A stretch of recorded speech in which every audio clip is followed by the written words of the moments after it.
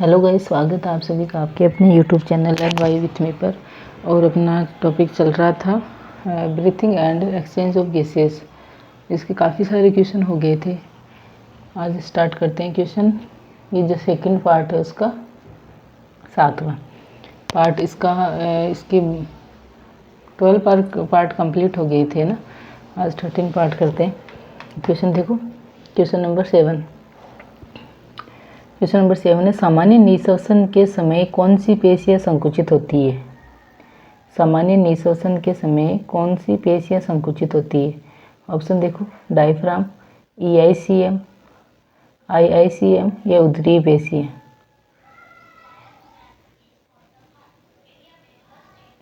कौन सी होगी? ईआईसीएम के एक्सटर्नल इंटरकोस्टल मसल्स है ना, ये इंटरनल कोस्टल मसल। कौन सी होगी? ऑप्शन देखो, ए और बी दोनों, सी और डी, ए और सी। यह निःश्वसन के समय कोई पेशियां संकुचित नहीं होती।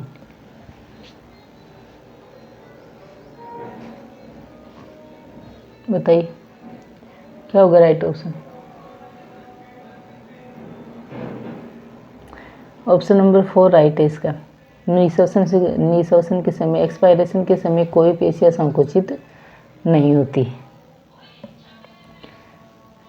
नेक्स्ट क्वेश्चन देखो, सामान्य निःश्वसन के बाद वायु का कुल आयतन जो कि एक व्यक्ति वही श्वसित कर सकता है। जैव क्षमता, क्रियात्मक अवशेषी क्षमता, निःश्वसित क्षमता या बहिःश्वसन क्षमता, क्या होगी? बताइए राइट ऑप्शन।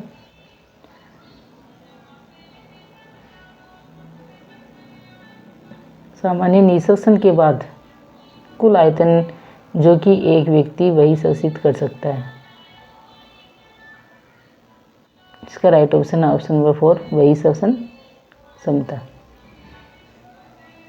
नेक्स्ट क्वेश्चन देखो, निम्न में से कौन सा कारक गैसों के विसरण की दर को प्रभावित करता है? कौन सा कारक है जो गैसों के विसरण की दर को प्रभावित करता है? विसरण में सम्मिलित झिल्लियाँ, जो झिल्लियों की मोटाई, गैसों की विलयशीलता, दाब प्रवणता या उपरोक्त सभी। बताओ कौन सा प्रभावित करेगा?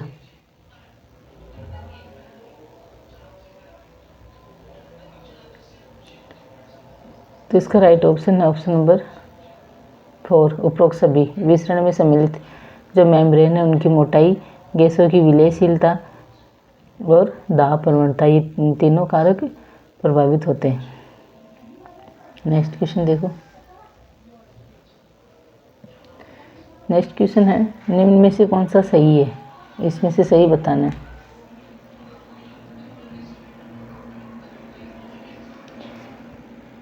बताइए ऑप्शन देखिए कौन सा सही है।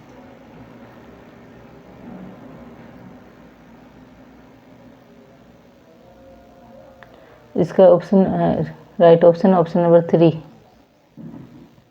ऑप्शन नंबर 3, कोशिका में ऑक्सीजन का आंशिक दाब 104 mmHg होता है। वियोक्सीजनित रक्त में CO2 का आंशिक दाब 45 mmHg होता है और टिश्यू में CO2 का आंशिक दाब 45 mmHg होता है। नेक्स्ट क्वेश्चन देखो, नेक्स्ट क्वेश्चन है ये देखो, CO2 का आंशिक दाब वियोक्षी रक्त में कितना होगा? 45 mmHg। और उत्कों में CO2 का 45 mm बराबर, मतलब उत्कों में ही तो रहेगा ना ये जो वियोक्षीजनित रक्त है। कोशिकाओं में तो ऑक्सीजनित रक्त रहता है, इसके लिए ये बराबर ही। विसरण क्षमता के बारे में क्या सही है? CO2 की विसरण क्षमता O2 से अधिक होती है। O2 की विसरण क्षमता CO2 से अधिक होती है। O2 और CO2 की विसरण क्षमता समान होती है। उपरोक्त में से कोई नहीं। कौन सा ऑप्शन राइट होगा? बताइए।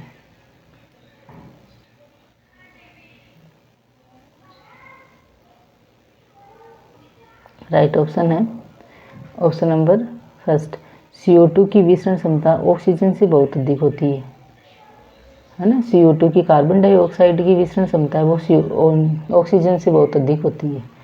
नेक्स्ट क्वेश्चन देखो, क्वेश्चन नंबर 12। निम्न में से कौन सा, सॉरी एक सेकेंड, निम्न में से कौन सा कथन सही है?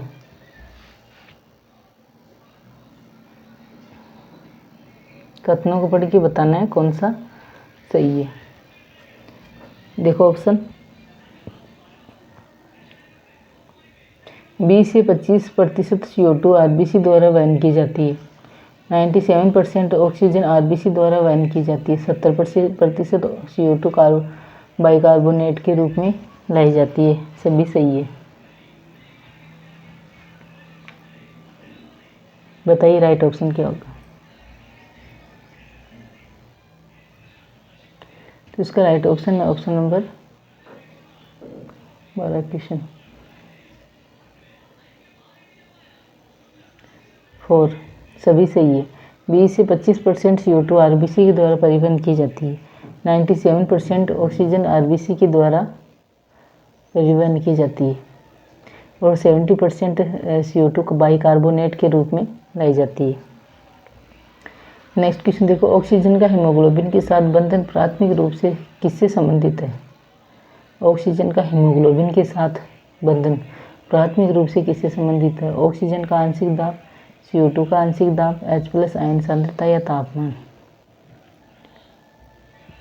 क्या होगा राइट ऑप्शन?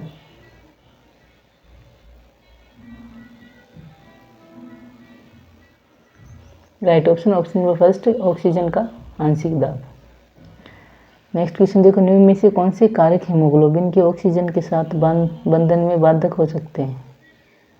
ऑप्शन देखो, ऑक्सीजन का आंशिक दाब, कार्बन डाइऑक्साइड का आंशिक दाब, H+ आयनों की सांद्रता या तापमान? बताइए ऑप्शन कौन सा राइट होगा?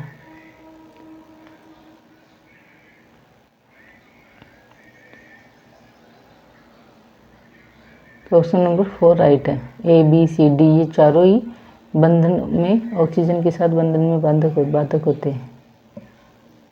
Option number 4 A, B, C, D चारों सही है।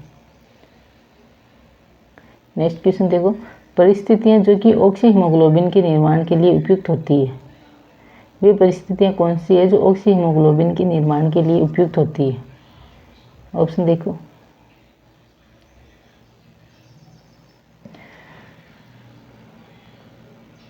कौन सी परिस्थितियां जो ऑक्सी हीमोग्लोबिन के निर्माण के लिए उपयुक्त होती है? ऑक्सीजन का आंशिक दाब ज़्यादा, कार्बन डाइऑक्साइड का आंशिक दाब ज़्यादा, ये तो नहीं होगा। बताए ऑप्शन देख के बताइए आप।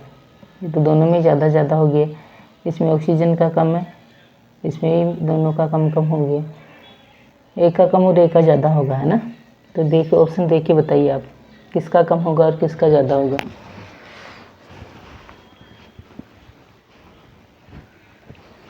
ध्यान से देखिए ऑप्शन को।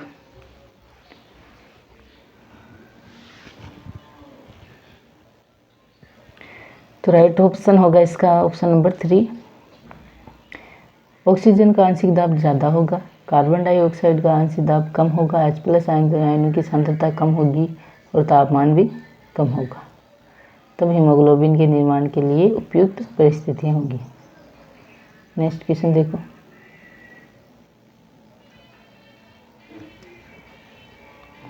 निम्न में से कौन सा कथन सत्य है? आरबीसी में कार्बनिक एनहाइड्रेट की उच्च सांद्रता उपस्थित होती है। कार्बनिक एनहाइड्रेट प्लाज्मा में न्यून मात्रा में उपस्थित होता है। प्रति 100 ml रक्त लगभग 4 ml CO2 कोशिकाओं में मुक्त करता है। 20 से 25% CO2 हीमोग्लोबिन द्वारा कार्ब एमिनोग्लोबिन के रूप में हीमोग्लोबिन के रूप में पाई जाती है। इसमें से बच्चा कौन सा सत्य है? कौन सा सही होगा इसमें से?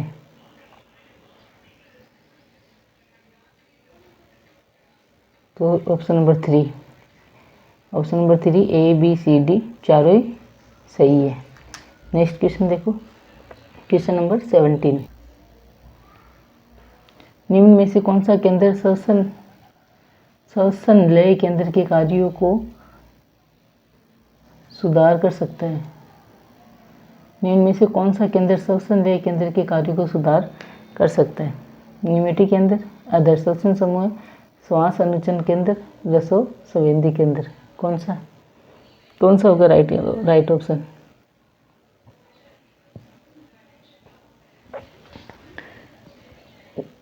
क्या है? केंद्र श्वसन लय, श्वसन का जो लय है उसको, केंद्र के कार्य को सुधार सकता है। तो इसका ऑप्शन राइट ऑप्शन है श्वास अनुचन केंद्र। श्वास अनुचन केंद्र, ऑप्शन नंबर 3, श्वास अनुचन केंद्र। नेक्स्ट क्वेश्चन देखो, श्वसन लय केंद्र के निकट एक रसोसंवेदी क्षेत्र स्थित होता है जो कि आयनों के लिए और आयनों के लिए अधिक संवेदी होता है। बताइए। ऑक्सीजन H+ आयनों के लिए, CO2 OH- आयनों के लिए, CO2 H+ आयनों के लिए, या CO2 या O2 के लिए।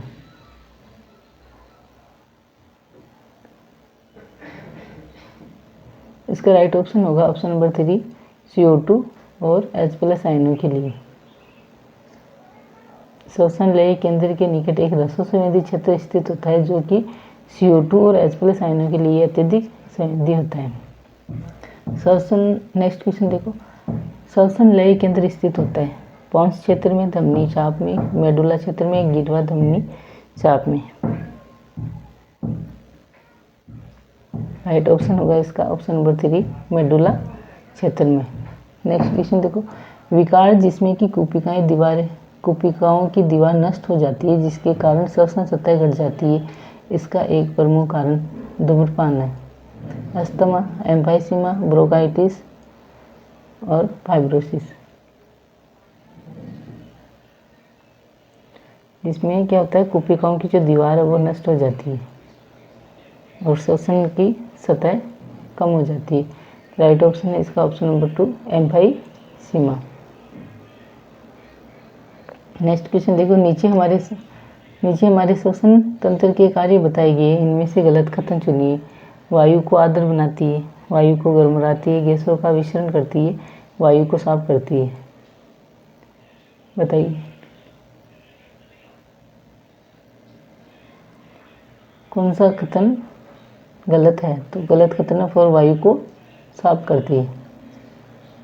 नेक्स्ट क्वेश्चन देखो, नेक्स्ट क्वेश्चन है क्वेश्चन नंबर 22। यह विदित है कि कार्बन मोनोऑक्साइड का प्राणियों पर दुष्प्रभाव होता है। यह विदित है कि कार्बन मोनोऑक्साइड का प्राणियों पर दुष्प्रभाव होता है क्योंकि इसके कारण CO2 परिवहन कम हो पाता है, इसके कारण ऑक्सीजन परिवहन कम हो जाता है, इसके कारण CO2 परिवहन बंद हो जाता है, इसके कारण हीमोग्लोबिन नष्ट हो जाता है। बताइए राइट ऑप्शन कौन सा होगा?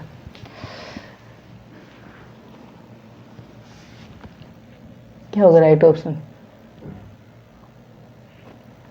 इसका राइट ऑप्शन है ऑप्शन नंबर 4, इसके कारण हीमोग्लोबिन नष्ट हो जाता है। किसके कारण? कार्बन मोनोऑक्साइड के कारण, क्योंकि कार्बन मोनोऑक्साइड स्थायी बॉन्ड बनाती है हीमोग्लोबिन के साथ में, है ना। नेक्स्ट क्वेश्चन देखो, सांस लेने की सामान्य प्रक्रिया के संदर्भ में सही कथन सुनिए। अंतःश्वसन एक निष्क्रिय प्रक्रिया है जबकि निःश्वसन एक सक्रिय प्रक्रिया है। अंतःश्वसन एक सक्रिय प्रक्रिया है जबकि निःश्वसन एक निष्क्रिय प्रक्रिया है। अंतःश्वसन और निःश्वसन दोनों सक्रिय हैं और दोनों निष्क्रिय हैं। बताओ राइट ऑप्शन कौन सा होगा?